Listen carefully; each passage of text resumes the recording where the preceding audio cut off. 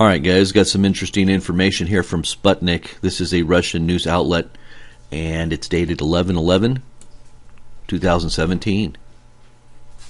Now, there was a letter that was sent, supposedly, to one of these upper members of the government of Russia from the North Koreans, a delegation that was sent there. And supposedly they're denying, or they're saying that they don't know about this letter, but this letter definitely was talked about. And supposedly, well, let's go ahead and look at the article.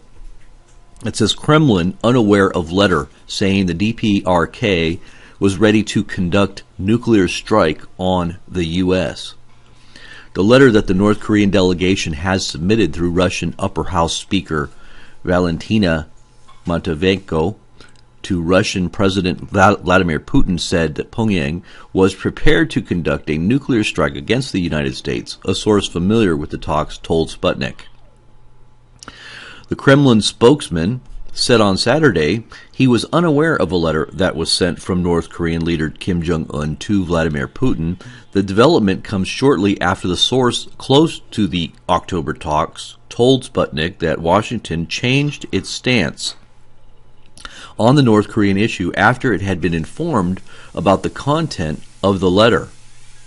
Now, I guess that would be our stance was increased because we sent all of our firepower there again, and the rhetoric kind of increased in recent days. So maybe that's what increased. I don't know if that's what they mean by changed. I think we've been pretty consistent. It goes on to say the letter Valentina Matviyenko has said was handed over to her by the North Korean delegation at the Inter-Parliamentary Union Assembly that was held earlier in October.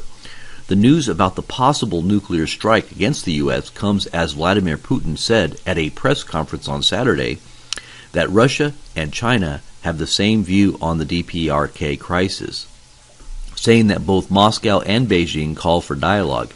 The president has also said that it was essential to, first of all, halt the rhetoric, then halt all the manifestations of aggression from all the sides, and sitting down at the negotiating table eventually to find a solution to the unfolding crisis.